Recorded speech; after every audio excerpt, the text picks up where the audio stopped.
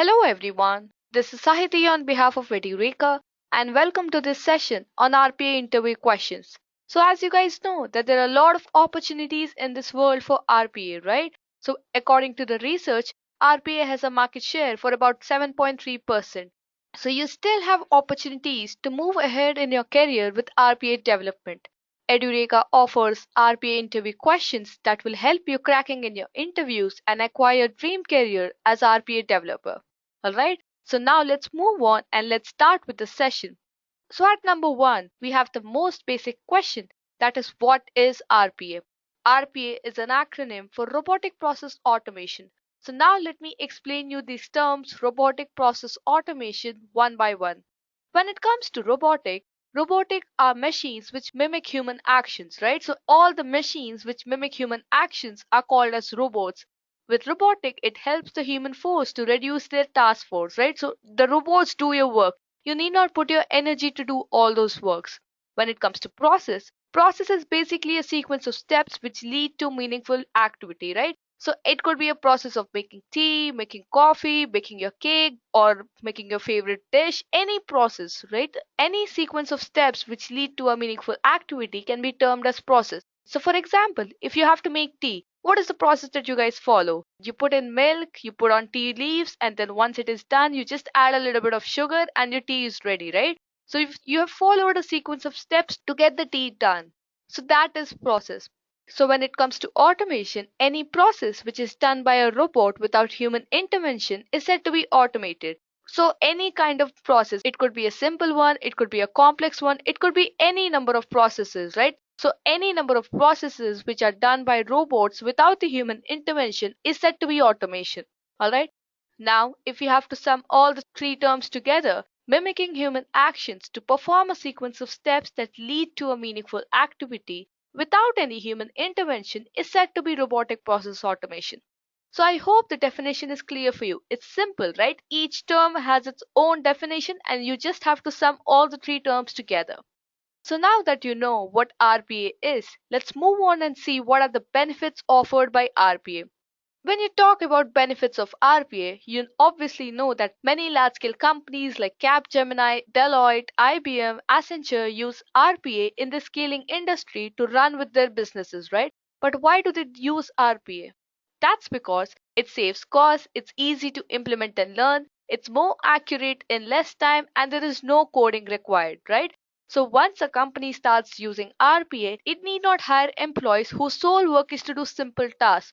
All they have to do is they just have to get their work automated. So any company's goal is to get the maximum work done with less amount of time and less amount of cost, right? So RPA is the solution to all these problems. Now that you know what RPA is and what are the benefits offered by RPA, it's an obvious question that how do we implement RPA, right? So to implement RPA, there are various tools like UiPath, Blue Prism, Automation Anywhere, Pega, WorkFusion, and n number of tools. But the top three tools in the market are UiPath, Blue Prism, and Automation Anywhere. Now, this creates a confusion between all our minds on how do we choose between these top three tools, right? So when it comes to the trial version, UiPath offers a community edition, which is basically like a trial version where you can practice n number of tasks, and once you think that you've gained expertise in the tool, you can buy the Pro edition. When it comes to Blue Prism does not offer any trial version. You can only request a company for the edition, and if they think you'll purchase the tool, they'll send you with the license.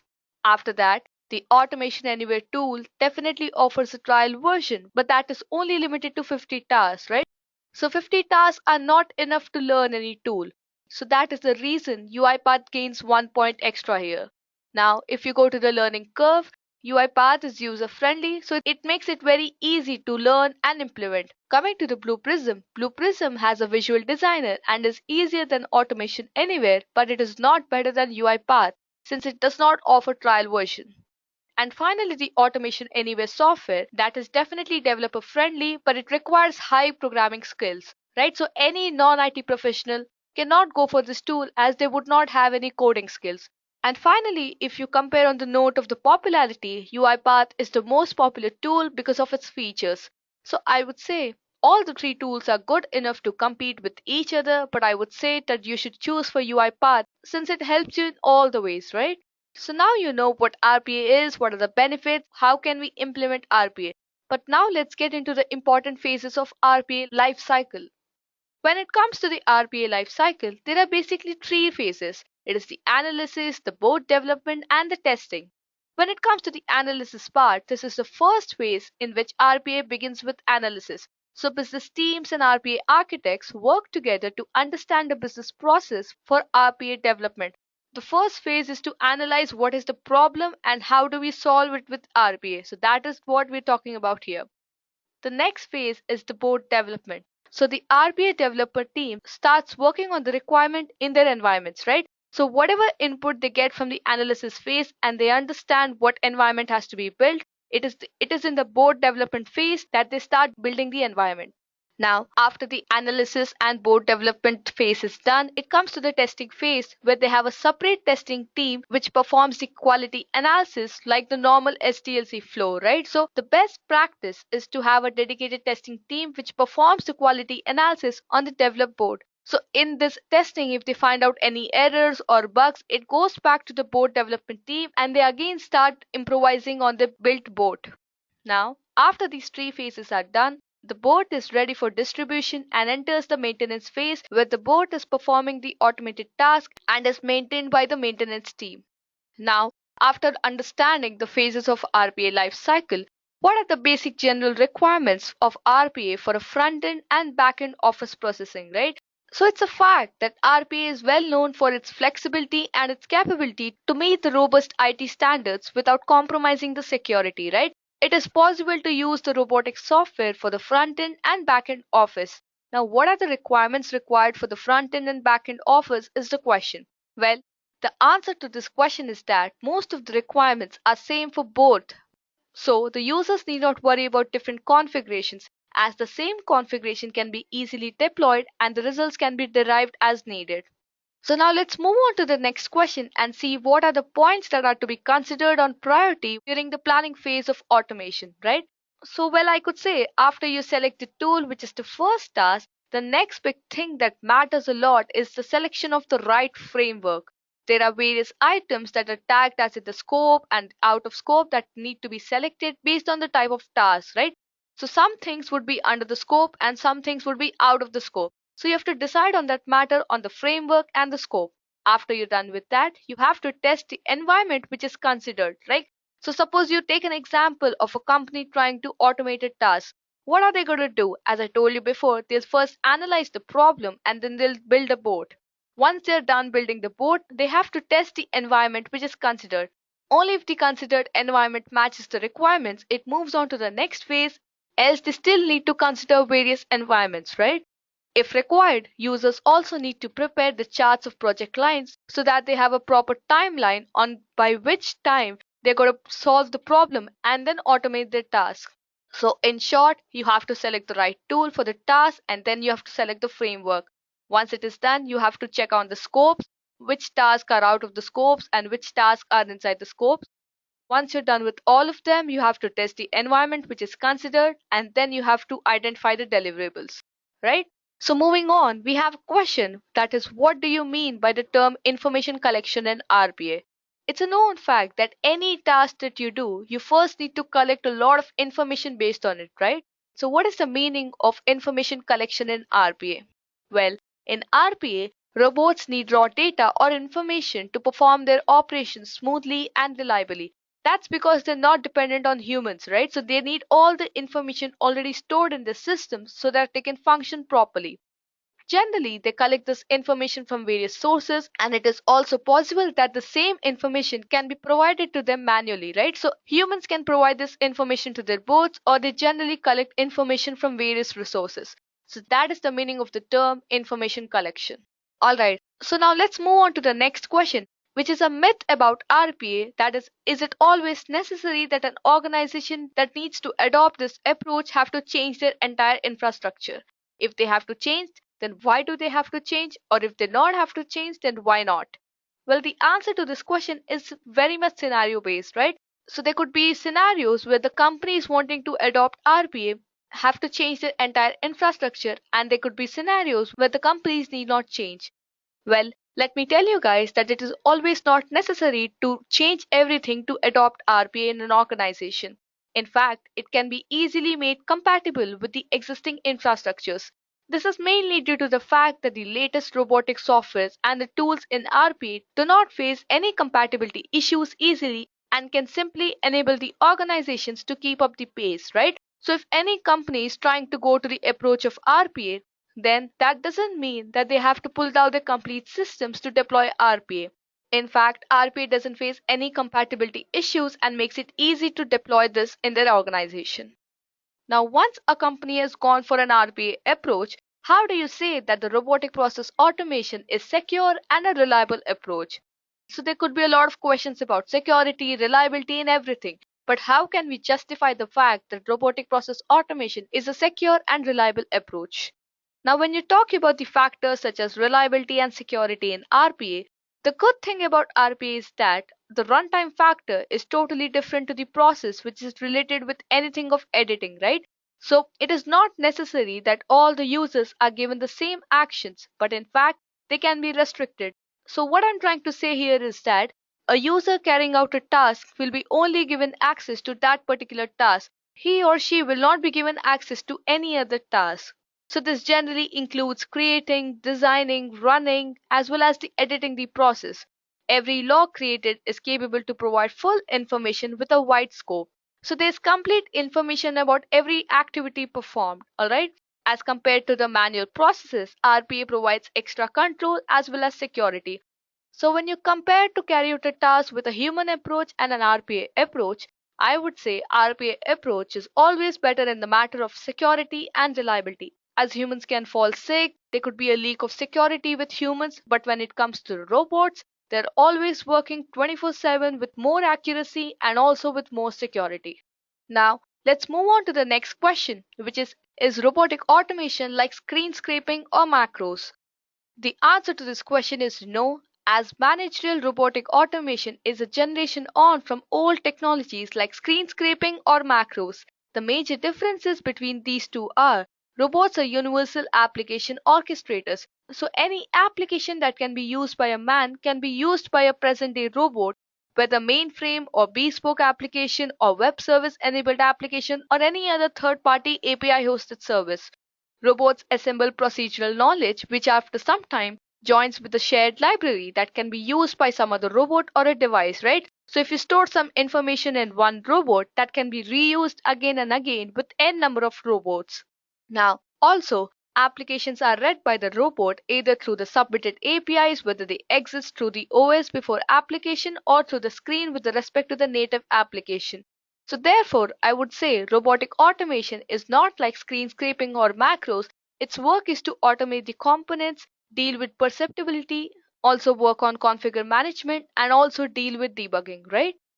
Alright, so now moving on to the next question. The next question we have on the list is what is the difference between a thick client and a thin client? The term thin client is used to describe an application that does not run on any local environment, right? So it basically uses a client server architecture. In this kind of applications, we do not get the quality properties while using any kind of RPA tools. So for example, if you talk about Citrix or any virtual machine, then these kind of applications do come under thin client.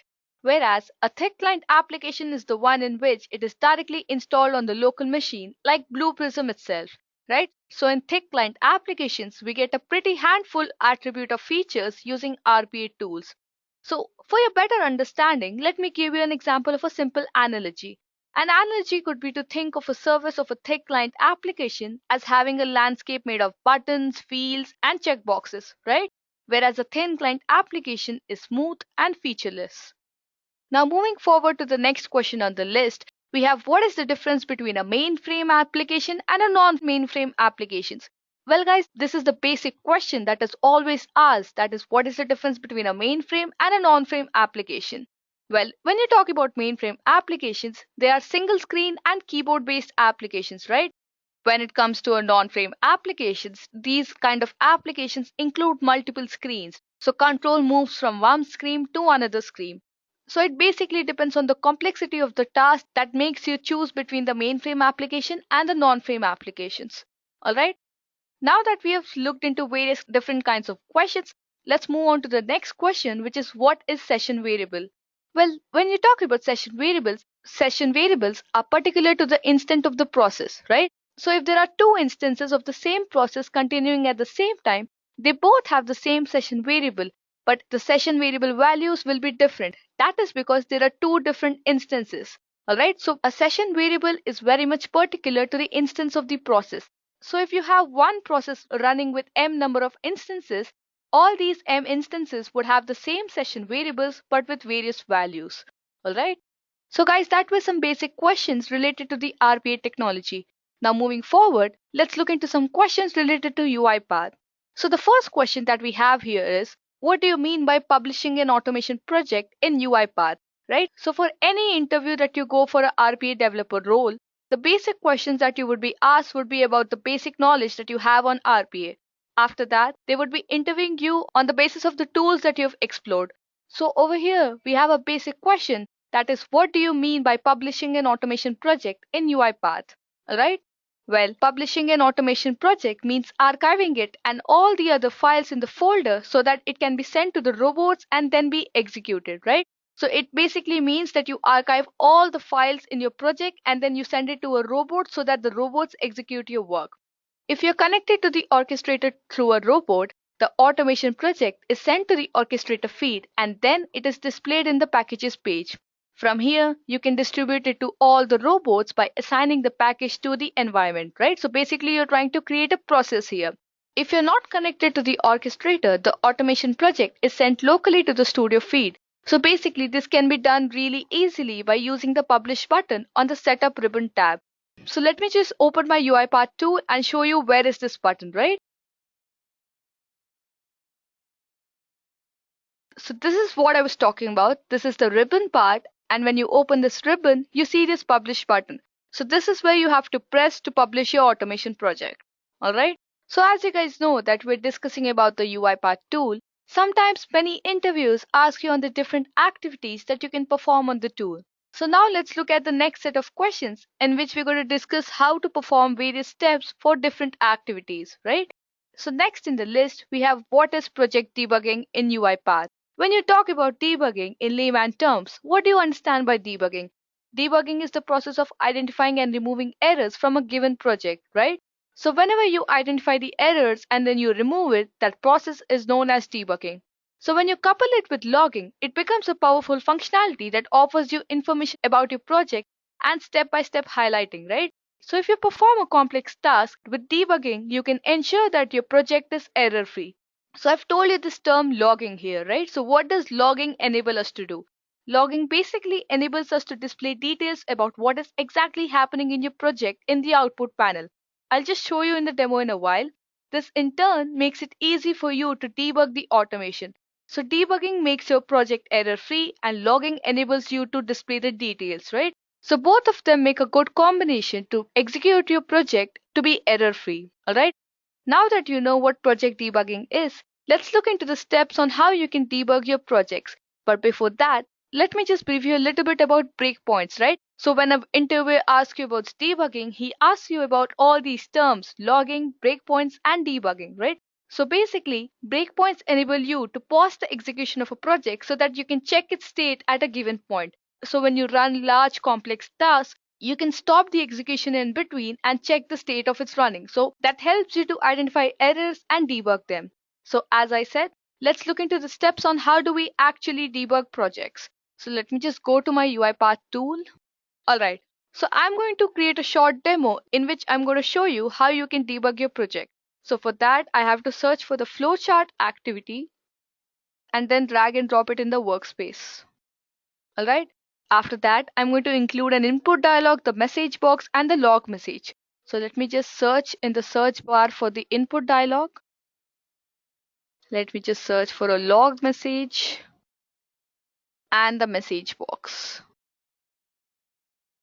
So guys, don't worry about what all these are. I'm going to brief you a little bit about it. The input dialog is basically what you want the user to ask, alright? The log message consists of all the log messages that would be displayed. And when you talk about the message box, that would be after you give an input, what message you want to get displayed, right? So now let's just connect this start to the input dialog, right? And the logged message to the input dialog that takes the input from this. And then let me just search for a decision box and then drag and drop it here, right? Now let me just connect the log message activity to the true branch of the flow decision and to the input dialog activity. Alright, so let me just connect them. Now select the log message and go to the properties panel and update it accordingly. So in the levels, you have to go for error and then click out of the sequence. Alright. And in the message field, type in what error message you want to be returned, right? So if I say suppose invalid user, so we can type for invalid user. So basically what's happening here is that when you execute the project, the error message is displayed in the output panel every time the user does not fill in the input dialog window, right? So now that we're done with the flowchart, let me just press on F5 to execute the automation.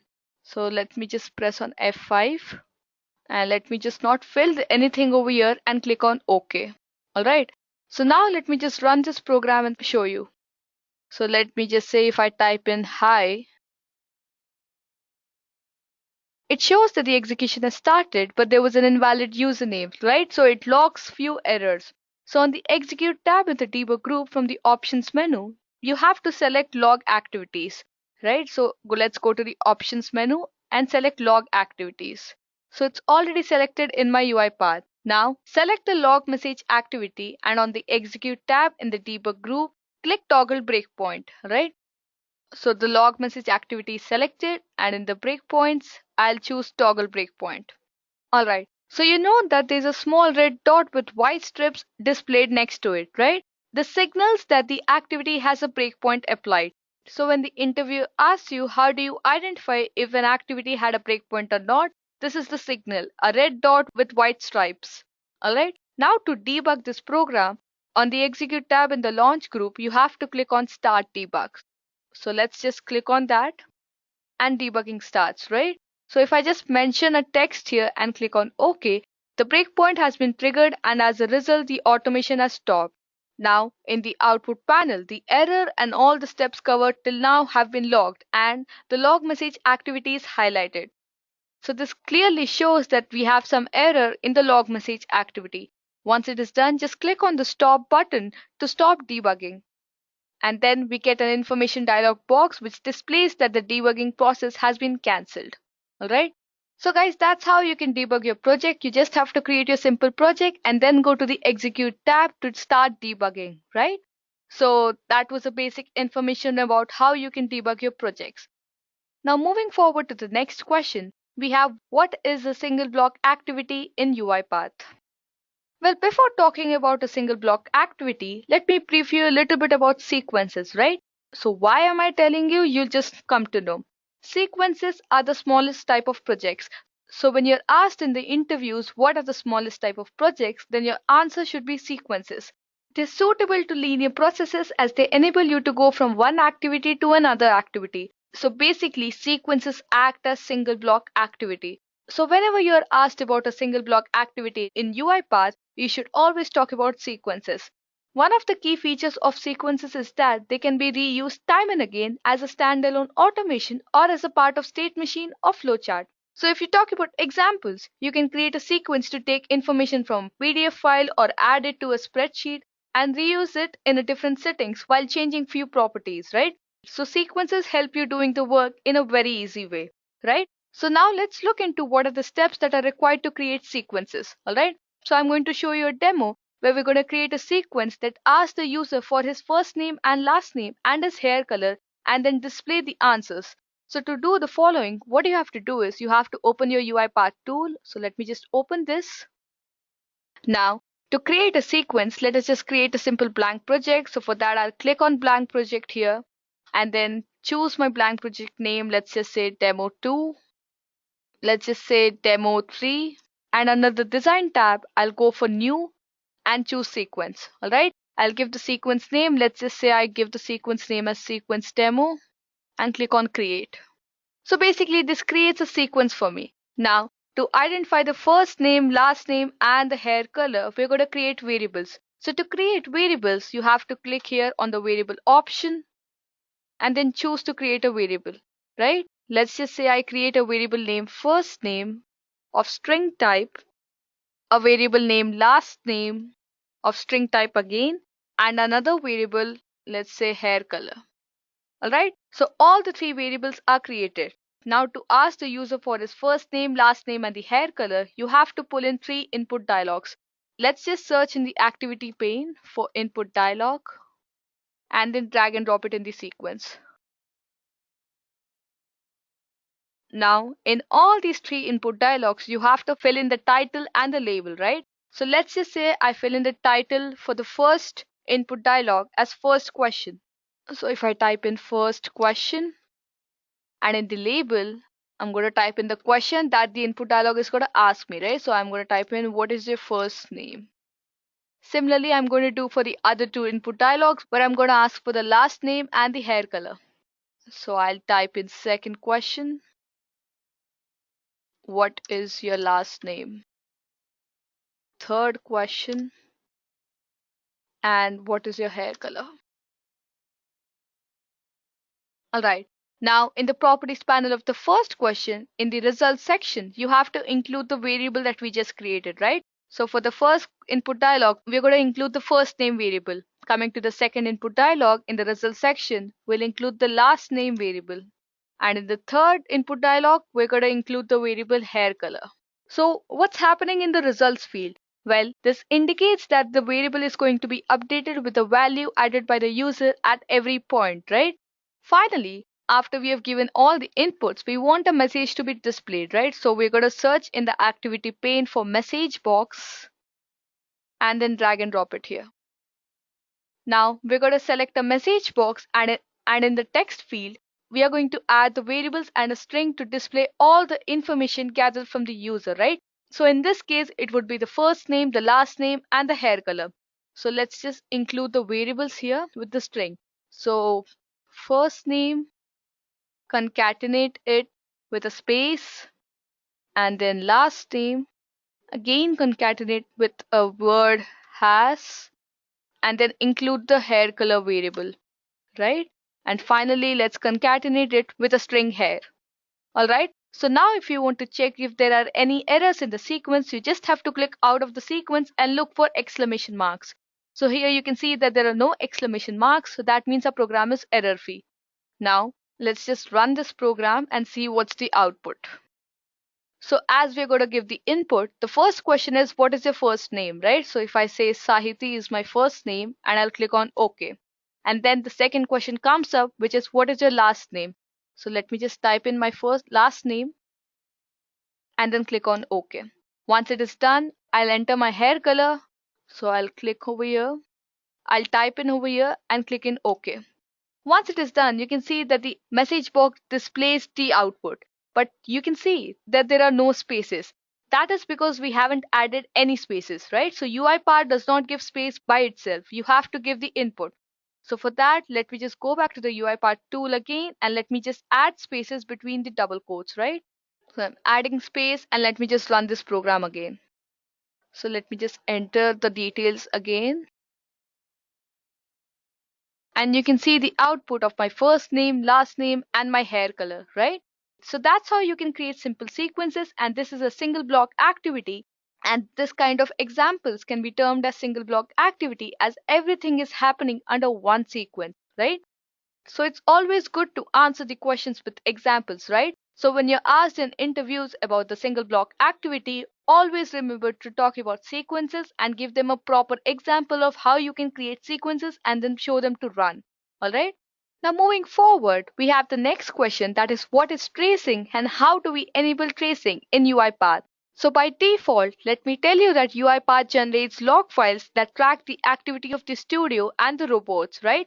These logs can be accessed from the Execute Ribbon tab by clicking on Open Logs button. So let me just show you. So when I go to the UiPath tool and then go to the Execute Ribbon tab, and then if I open Logs, these are the log files that I was talking about, right? So for complex issues, more details about your automation is always needed, isn't it?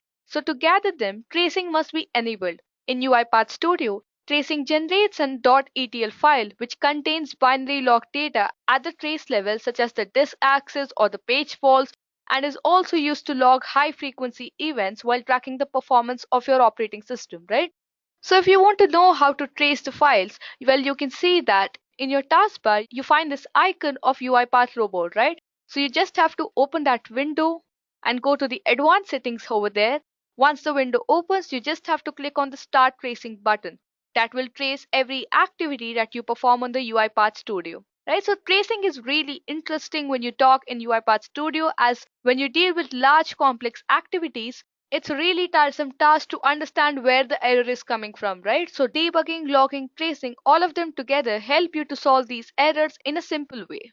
So for a long time now, I've been talking about activities, right? So what are the control flow activities? So that's our next question, which is generally asked in interviews. So what are control flow activities in UiPath? So when you talk about control flow in a layman language, it is just the order in which actions are performed, right? So control flow is a concept borrowed from the computer science field that refers to the order in which actions are performed in an automation.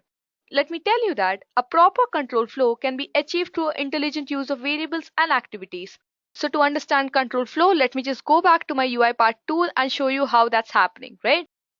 So when you go to the activities pane under the workflow tab, you have this control flow option, right? So if you observe the control flow option here, you can see that the control flow option is for break, for each, retry. So you can apply different kinds of loops in layman language, such as the switch loop, the for loop, the if else loop, etc. Right? So basically, these activities enable you to define rules and automate conditional statements within your project, right? So for example, delay can be added between the actions, or you can parallelly run for different projects, or you can just pick up a particular branch and run it, or if you want to apply for a switch statement, you can do that. So guys, that was a simple answer on control flow activities. If your interviewer asks you deep knowledge about control flow activities, then you can tell them about each activity, how do you implement it, what are the scenarios in which you choose which activities, right? So for example, if you have to run a loop again and again, you use the for each activity. If you just have to run the loop for different cases, then you use the switch activity, right? So you can explain the interviewer with such examples. Now moving forward, we have the next question, that is, what is the assign activity in UiPath? So there are various type of activities that I just showed you. Now in those, what is the assign activity? Well, the assign activity is an important activity as it enables you to assign a value to the variable, right?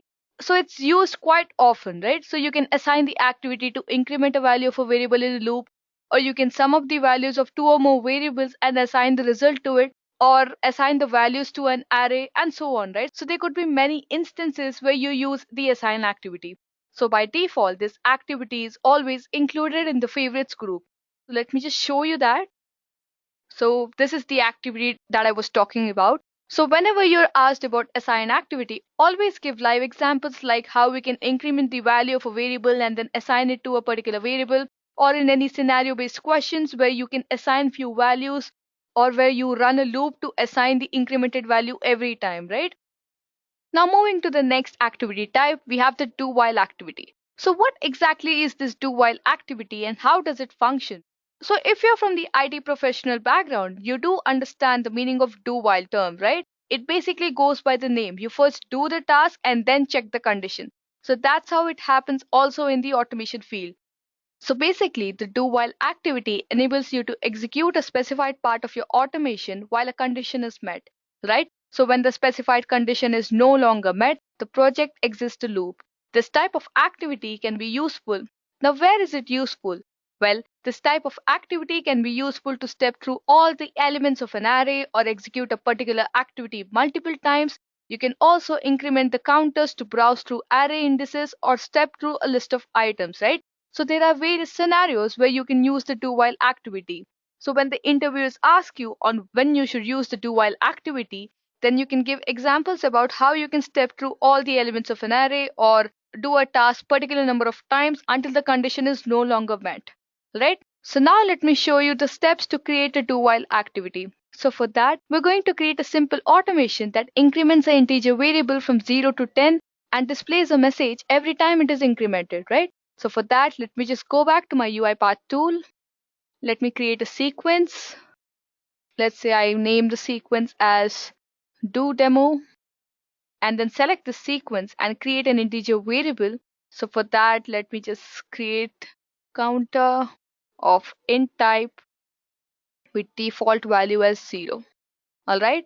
Now let's add a do while activity. So let's just search for a do while activity and then drag and drop it here. All right. Now in the body section, you have to add an assign activity because we're going to assign this variable, right? So in the body section, you have to add an assign activity. So for that, let's just search for assign activity in the activity pane, drag and drop it here. And then in the value field, let's just include counter plus 1. That would mean each time the value is incremented, it is assigned to this variable counter.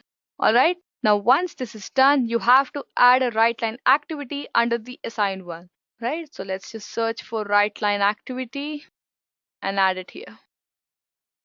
Now in the text field, we want a message to be returned every time it is incremented, right? So let's just type in that message. Let's say I type in the counter is counter variable dot to string. So what's happening with this is that this writes the value of the counter in the output panel each time it is incremented.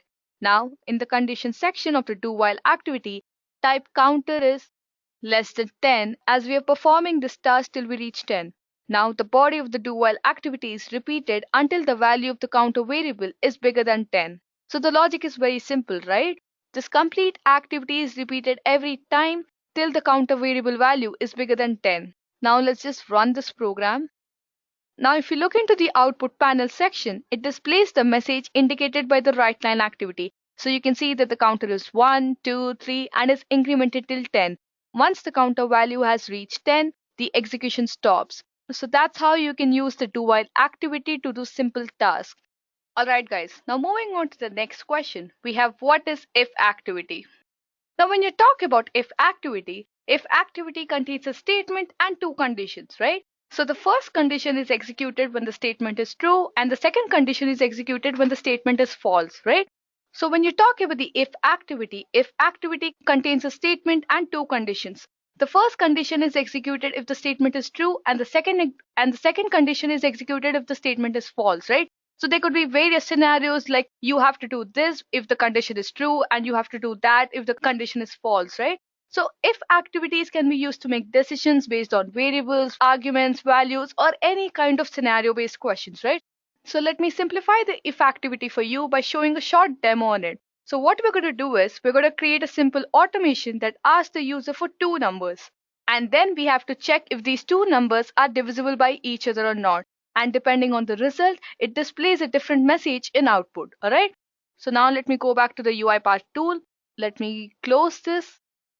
Let me create a new sequence here. And let me just say if I name the sequence as if demo and then click on create. All right. So this creates a new sequence. Once you're done with that, we have to create two integer variables, right? So that is the first number and the last number. So let me just click on this activity, go to variables and type in first number of int type and last number of int type again, right? So let me just delete this extra variable here. All right. So now what you have to do is you have to add the input dialog to the designer panel, right? So that input dialog would basically ask for your input of these two numbers.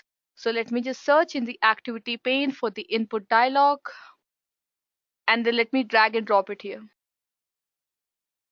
Once it is done, let's just say in the title and the label of input dialogs, I put the text as first question and the label to be what is your first number.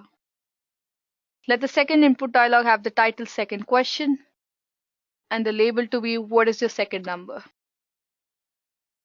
Now once it is done, in the results section of the input dialog, you have to include the variables, right? So for the first input dialog, I'll put in the first number variable, and for the second input dialog, I'll put in the last number variable.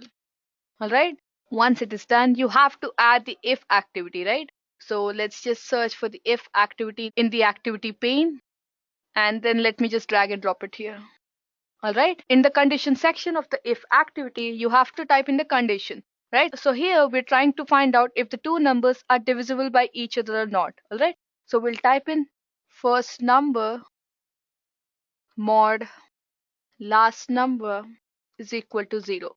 So basically, when they're divided by each other, the remainder should be 0, right? So that is the expression. So basically, this expression checks if the first number is divisible by the second number using the mod operator.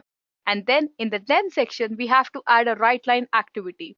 So for that, let me just search for write line activity. And in the text field, let's just add first number to string and then concatenate it with a second number. So let's just type in the text is divisible by, let me just give a space here and then again concatenate it with the second number as I mentioned. All right. So this is the message that will be displayed if the first number is divisible by the second number. Else, if it is not divisible, then we again have to add a write line activity in the else section. So let me just drag and drop it here. And then let me just enter this text that it is not divisible. All right. So basically this program would function like this. We enter two numbers and then it will check if the first number is divisible by the second number or not. If the remainder comes 0, then it will print a message that the first number is divisible by the second number. Else if the first number is not divisible by the second number, then it will display the message that it is not divisible, right? So let me just run and show you. So let me just input my first number as 34 and my second number as 2. All right. So in the output section, you can see that 34 is divisible by 2, right? So that means the first condition has become true. So guys, that's how you can use the if-else activity. So anytime an interviewer asks you, how do we perform actions using the if-else activity? You can just show small demos on if-else activities, or you can just explain them through various scenarios, right? So now moving on to the next question, we have what is the switch activity? So if you have to define the switch activity enables you to select one choice out of the multiple choice available based on the value of the specified expression, right? So by default, the switch activity uses the integer argument, but definitely you can change it from the properties panel from the type argument list, right? So when you talk about scenarios when to use the switch activity can be useful to categorize data according to multiple number of cases. For example, you can use it to store the data into multiple spreadsheets or sort names of employees or any such scenario, right? So now let me just show you a short demo on how you can use the switch activity in UiPath. So to simplify that, we're going to create a simple automation that asks for a user for a number and checks if it is odd or even. And depending on that, a different message is written in the output panel, right? Since all of us know that the odd numbers divided by 2 have a remainder equal to 1. So in this scenario, the project needs only two cases, that is case 0 and 1. So let me just show you how to do that by going back to the tool. So let me just go back to the tool and then let me just close this. Go to new, create a new sequence, and let's say I name the sequence as switch demo. All right. So once you have created a sequence here, you have to create an integer variable. So for that, let me just click on the sequence, go to variables and create a variable name number of int type. Once it is done, we have to add an input dialog that would basically ask us for the input of a number, right? So let me just search for input dialog activity. And then in the title, let me just say, I put the title as input your number and your label as what is your input. All right. Now, once it is done, in the result field of this input dialog, mention the variable name that is number here. And then we have to add the switch activity. So let's just search for the switch activity in the activity pane. And then let me just drag and drop it here. All right. In the expression field of the switch activity, you have to type in the condition, right? So here our condition would be to divide the number by 2. So let me just type in number mod 2 and then in the default section add a write line activity. So let's just search for write line activity and then drag and drop it here. All right. In the text field, type in the expression as number to string and concatenate it with a string as is an even number. All right. After that, click on add new case and then mention the case value as 1. Now again add a right line activity here and then enter the text that the number is odd. Alright. So now if you run this program, let's just see what happens. It's asking for my input. So let's say I put the input as 21 and click on OK. In the output panel, you can see that the number is odd is printed. That means it has gone to our second case in which it is identifying that it is getting a reminder, right? So guys, that's how you can explain the interviewer to answer questions related to the switch statement. You can give a proper definition about the switch statement and then tell them about the basic syntax of switch statement, and then after that you can show different steps how to create a simple project using switch statement, right? Now moving forward to the next activity, that is the for each activity. So now what is the for each activity in UiPath? Well, the for each activity enables you to step through arrays, lists, data tables, or any types of collections, right? So that you can iterate through the data and process each piece of information individually. So basically, when you explain the for each activity, you can show the examples that for each item in a data table or any kind of data, you want the loop to run again and again and again. So let me simplify it for you by showing you a short demo on how to use the for each activity. So here we're going to create an automation that goes through each element of an array of integers and writes the length of an array and each element to the output panel, right? So let me just show you how to do that. Let me just go back to the UiPath tool. Let me create a new sequence here. Let's say I create the sequence name as for each demo and click on create. Once a new sequence is created, let's create an array of integer variables. So if I mention the array name as array numbers of variable type array of int, and in the default section, let me mention some values, right? So let's just mention these values. All right. Once it is done, let's add a for each activity now. So in the activity pane, let's search for the for each activity and then drag and drop it here. All right. So now in the in field of the for each activity, we have to mention the array, right? So let's just mention this variable name. So basically what's happening by mentioning the variable name is that this activity looks at each individual item in the provided variable. All right. Now in the body section of for each activity, let's add a write line activity. In the text field of the write line activity, you have to mention that string as the length of sequence is and concatenate it with the variable name and then mention the length option so that the length is calculated, and then again concatenate with a string with each item in the list, right? So let's just mention that. All right, so now once it is done, let me just run this program and show you. So in the output panel, you can see that the length of the sequence is 11 and contains the first element, the second element, the third, fifth, eighth, 13th, and so on, right? So with the length property, you can find out the total number of array elements.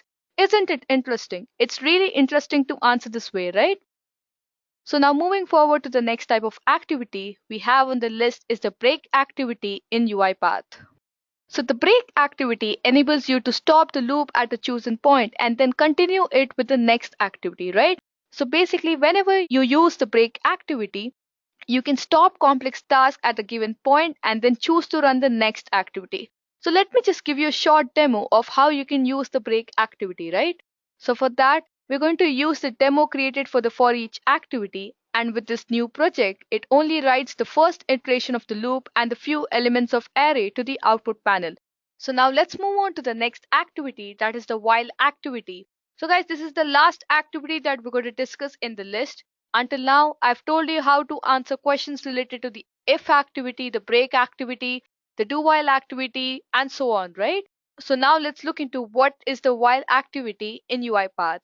So when you talk about the while activity enables you to execute a specific process repeatedly while a specific condition is met. The main difference between this and the do while activity is that in the while activity, the condition is evaluated before the body of the loop is executed, right? So this type of activity can be useful to step through all the elements of the array or execute a particular activity multiple times. or you can increment the counters to browse through array indices or step through a list of items, right? So basically you can use the while activity when you have specific set of conditions and you want to perform that task if the condition is met. All right. Now moving forward, let's look into the next set of questions related to UiPath. All right. So now on the list, we have a question that is how do you install the Chrome extension for UiPath Studio? Well guys, the steps to install the Chrome extension is really simple. All right. What you have to do is you have to just go to the UiPath tool, you have to go to the setup ribbon tab and then choose setup extensions, right? So in this option, you can go for Chrome, Firefox, Java, and Silverlight. All right. When I go for the Chrome option, I'll be redirected to this page where there is a confirmation dialog box in which we have to click on the Add to Chrome button. Since I already have it added on my UiPath tool, I need not do that. But else, if you want to add this extension, you just have to click on the Add Extension button. So that's how you can install the extension. Now let me tell you one more interesting here. Once you click on the Add Extension button, the UiPath extensions are disabled by default. To enable them, what you have to do is you have to go on this side navigation bar, go to More Tools, go to Extensions here. You just have to click on this UiPath option and then give access to all the URLs, right? So I've already given access to all the URLs. If you haven't given the access after installing the extension, then the extension won't work for you. So this kind of questions can be also asked by the interviewer, which are basically scenario based or based on steps, etc. Right? So now let's look into the next question. So what is a state machine in UiPath? So when you talk about state machine is a type of automation that uses a finite number of states in its execution. It can go into a state when it is triggered by an activity and then it exits that state whenever other activity is triggered, right? So basically in layman language, when you talk about states, when you travel from one state to the another state, you trigger few activities, right? So that's what a state machine does. Another important aspect of state machines are the transitions. So they enable you to add the conditions based on which you have to jump from one state to the another state. So basically these are represented by the arrows or branches between the states. So when an interviewer questions you about the state machine, always remember to talk about the states, the transitions, the activities and all. So guys, there are basically two type of activities that are specified to the state machines. That is namely the state and the final state. And to find them under the UiPath, you just have to go to the UiPath tool and then you can find it here under the state machine, right? So let me just type and show you. See, this is where you can find your state machine. So basically, the state activity contains three sections, that is the entry section, the exit, and the transition section, right? So when you talk about the initial state and the final state, the initial state contains three sections, the entry state, the exit state, and the transition state. And when it comes to the final state, it only contains a single section, that is the entry section, right? So that is pretty obvious that you understand that all the input from the initial state is passed on to the final state. Alright? Now, talking about the entry and the exit sections, these enable you to add entry and exit triggers for the selected state, while the transition sections display all the transitions linked to the selected state. Alright? If you're ever questioned about the state machine, you should always talk about the different types of states, how you can enable them in the UiPath tool, what do you understand by the term transition, the activities, how many activities the initial state has, and how many activities the final state has, and what do these each trigger, right? So now moving forward to the next question, we have learned so much about UiPath tool, but how do we activate the UiPath Studio license? Well, as all of us know that UiPath offers the Community Edition and the Pro Edition. The Community Edition is the basic trial version and coming to the Pro Edition part, it is the licensed version, right? So to activate this licensed version, you have to follow some steps. So basically, these steps can be sometimes asked by the interviewers as they would like to check if you have the basic knowledge about UiPath tool or not. So to activate the license, what you have to do is, after running and installing the studio for the first time, the user is prompted with the license activation wizard, right? So in the wizard, you have to choose the activate license button. Once you choose this activate license button, the UiPath registration window is displayed. In this particular window, you have to fill in the email address, you have to fill in the license key which you have received, and then you have to select the automatic activation option. Once you select that, you have to click on the activate button and your UiPath license is now activated and you can start creating automation workflows. Alright? So guys, the steps that I just told you were for online activation. Now, if you want to activate your license offline, then what you have to do is you have to just click on that activate license button as your UiPath Studio opens, and then the UiPath registration window is displayed. In that, you have to fill in the email address and then fill in the license key which you will receive to your email ID. Once this is done, you have to select the manual activation option and then click on activate. So once you're done with this, the wizard is updated accordingly and displays the next steps required to go through with the online activation, right? So after that, you just have to click on next and then continue with your activation.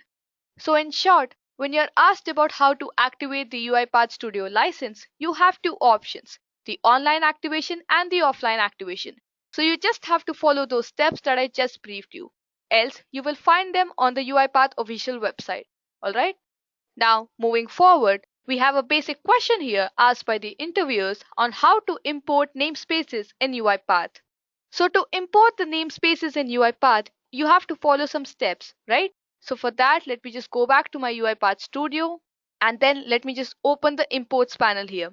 Once you open this imports panel here, in the enter or the select namespace field, start typing the namespace that may interest you. So suppose I type in system.configuration. So once you type in something in the select or the enter namespace field, you'll get a drop down arrow to view all the namespaces available, right? So you have to just select the desired namespace and then the namespace is added to the imported namespace list. Alright? And just in case if you want to remove a namespace, then you just have to select it and press on delete. Alright? Now, let me tell you one interesting fact here that the namespaces can be only deleted if they aren't used. For example, you can delete a namespace if the assembly that contains it is no longer referenced by the project. So these are the basic steps to import the namespaces in UiPath. You just have to go to the imports panel, you have to enter the desired namespace and it will automatically get imported. If you just want to remove it, then you just have to press on delete. Alright? So now moving on to the next question. Now that you know what variables are and what imports are, let's look into what arguments are in UiPath. So when you're asked about arguments in UiPath, I would always suggest you to compare it with variables and imports. So in short, variables is something that always changes, right? It does not have a constant value.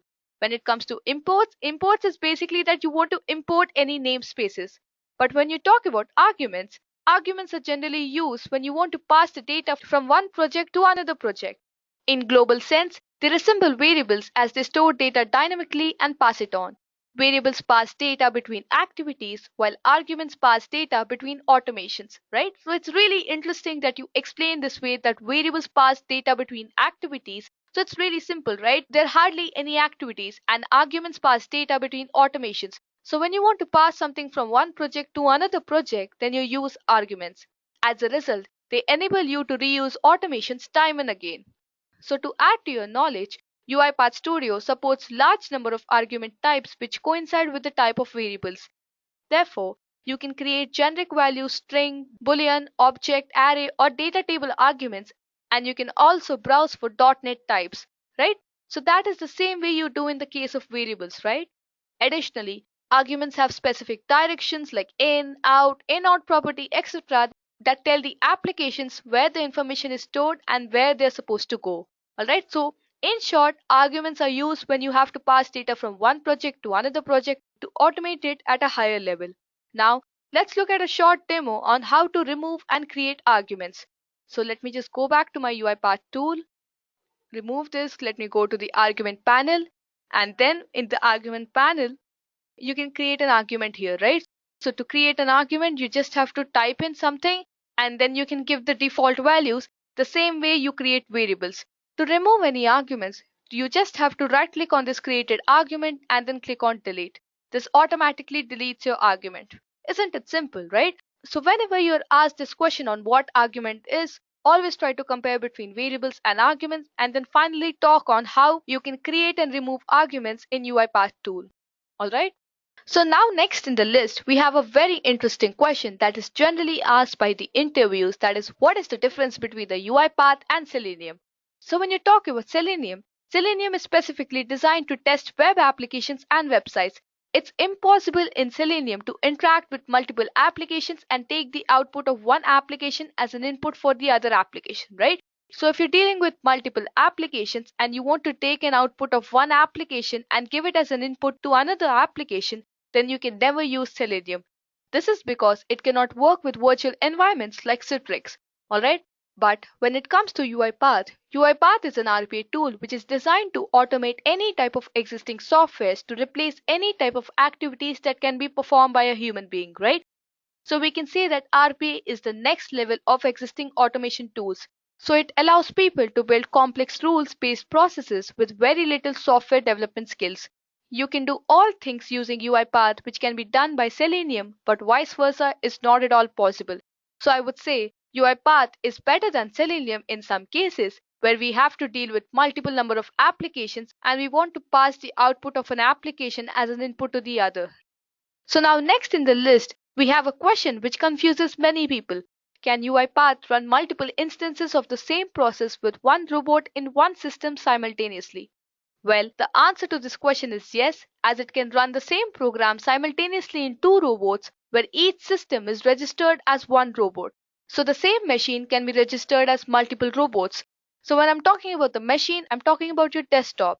On a machine with Windows Server, you can run the same process with all the robots, or you can run different processes with all robots, right? So these kind of robots are known as high density robots. So if you're asked in your interviews about the high density robots, then they're talking about n number of robots working on the same process or different processes, right? Now, next question in the list is how do you expand a tree view structure in a web page using UiPath? So when you talk about expanding a tree view structure, then there are various cases, right? So if you're talking about expanding the root node for a collapsed tree, then you would probably use click image since that would likely be unique.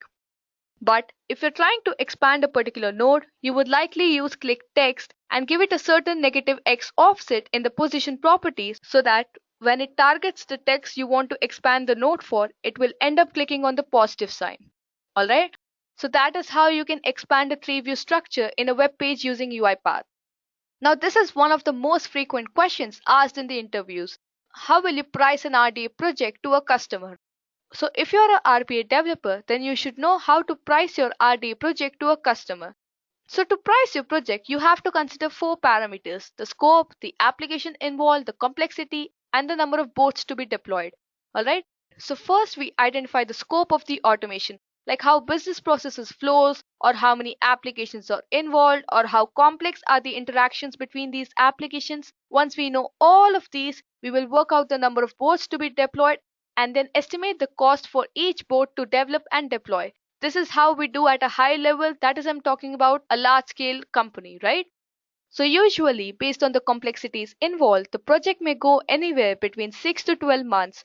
So this should be your answer to price an RDA project. You have to consider the scope, applications involved, complexities, and the number of boards to be deployed, right? Now, you must have heard about system integration, right? So our next question is, when would you choose system integration over RPA? Well, I would say we would prefer system integration if the return on investment is better than deploying RPA. But obviously, you'll find only few projects which will have that kind of scenario. So I would suggest if you're working in the local environment and have similar kinds of platforms or softwares, then you should go for system integration. System integration will mostly require full access to the backend scripts, and also the timeline for deployment is most likely higher than RPA.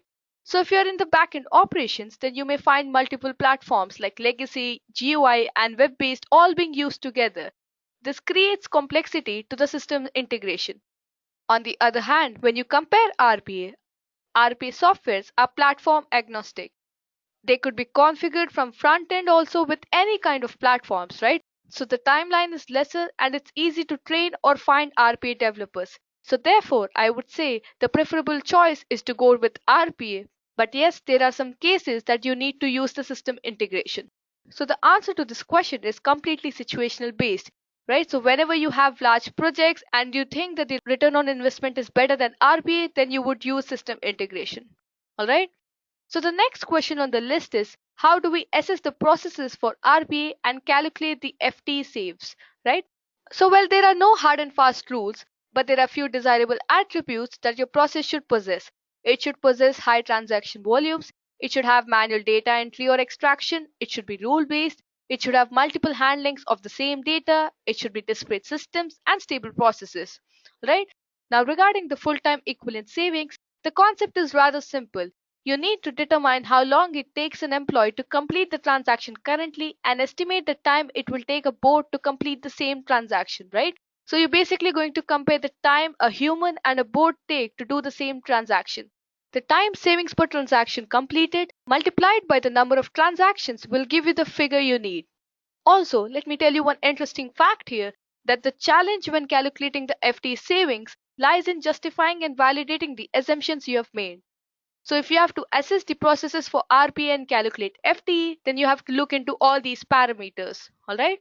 So now moving forward to the next question. The next in the list is also a very frequently asked question, that is, how is a chatbot different from robotic process automation?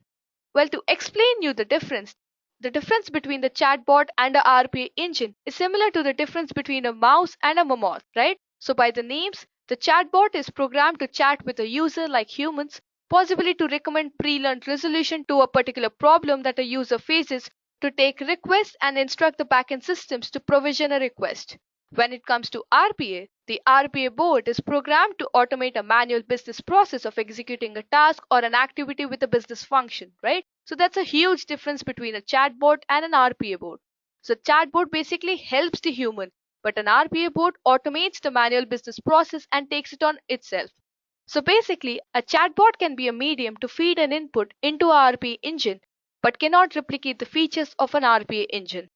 Alright? So that is the basic difference between the chatbot and an RPA bot. Alright?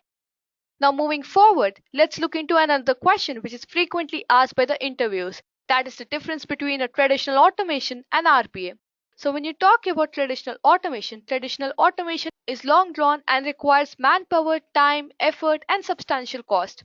Whereas RPA is a quick fix to instantly generate improvements.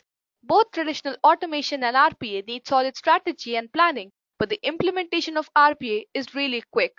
While both are aimed towards the common goal of automation, RPA is faster, better, and cheaper than the traditional automation. So you can say that the traditional automation is a strategic move and RPA is a tactical move. In short, if you have the luxury of having time and budget, then you should go for traditional automation. Else, if you have business pressures, then you should go for RPA. Alright? So that was the basic difference between traditional automation and RPA. So now let's move on to the next question, that is, what are the characteristics of RPA? As I told you the benefits before, the characteristics of RPA are code-free, user-friendly, and non-disruptive, right? So when you talk about code-free, RPA does not require any programming skills. Employees without any subject expertise can be trained to automate the RPA tools instantly. The whole work that you have to do is just to drag and drop the functionalities to represent the steps and processes. So when you talk about user-friendly, RPA adoption comes within the business operations rather than IT departments. RPA projects require less IT skills and less investment. Eventually, the automation is lowered at a substantial rate. Finally, the last characteristic of RPA is non-disruptive. RPA avoids complexity and risk. The software robots access end-user systems via control user interface, hence, they reduce the necessity of underlying the system programming. So when you're asked about characteristics, the answer is RPA is code-free, RPA is user-friendly, and it is non-disruptive. Now moving on to the next question. How long does it take to establish the operational agility framework? The average time to establish the initial operational agility framework is between 4 and 12 weeks from when the project starts, right? So now moving forward. So now next in the list, we have a simple question based on the UiPath tool, which is generally asked by the interviewers. That is, in UiPath Studio, which recorder is suitable for virtual environment automation? The answer to this question is Citrix Recorder. So now moving forward, let's look into a simple question. That is, how do we identify a column in database with UiPath Studio? Well, basically there are two ways.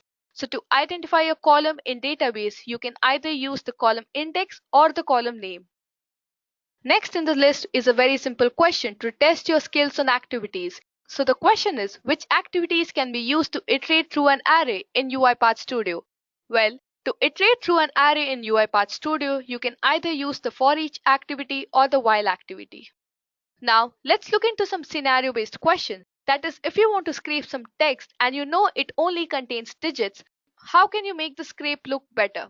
So for this kind of scenarios, you can use the Google OCR with the numbers option only. Now, the next question that you can be asked is it possible to click a button using the click image activity if it's not visible to the human eye? Well, the answer to this question is no, this is only possible with selectors. Now, how can you get a value from an application if it changes for each transaction? This could be done by finding a static element and then use scrape related functionalities to extract the value. Alright, now next in the list is, now if you explore the UiPath Studio, you observe an activity known as the click image activity. So what does the accuracy property represent in the click image activity? It is the unit of measurement from 0 to 1 which expresses the minimum similarity between the image you're searching for and the one to be found. Alright, now moving forward to the next question, that is what is delay activity, right? So now when it comes to the delay activity enables you to pause the automation for a custom period of time, right? So basically if you're doing web scraping, sometimes the data isn't extracted at that moment. It takes a lot of time because of the net issues, right? So that's when you add delay. Or sometimes you want the task to be performed after certain seconds or certain minutes. So that's when you add delay, right? So this activity proves itself quite useful in projects that require good timing, such as waiting for a specific application to start or waiting for some information to be processed so that you can use it in any other activity or any such scenarios like that. So now let's look into one such scenario. So for that, let me just go back to the UiPath tool. Let me go to the design tab. Let me add a new sequence. And let's say I name the sequence as delay demo. Alright, in this, let me just create a flow chart. So for that, let me just search in the activity pane for the flow chart. So let me just drag and drop it here. Once it is done, let me just add a write line activity and connect it to the start node. Right, so let me just search for write line activity and connect it to the start node. After you're done with that, select this activity and in the text bar, let's include the start time so that we understand how the delay activity works, right? So let's just include a text start time and then add the delay activity. So for that, let's just search in the activity pane and drag and drop it here. All right. So let me just connect this previous activity to the delay part. And in the duration section of this activity, let's just say I mentioned the duration for 10 seconds, right? So I'll mention it in this format. And by this, what we're trying to show is that there would be a 10-second delay that is going to be between the two logged messages. All right. So now let's add the second logged message. So for that, let me just search for the write line activity again and then drag and drop it here. All right. So let's just connect this activity and then in the text, let's add this message end time is after 10 seconds delay. So in the text field, let's just add a message as end time is after 10 seconds delay. All right.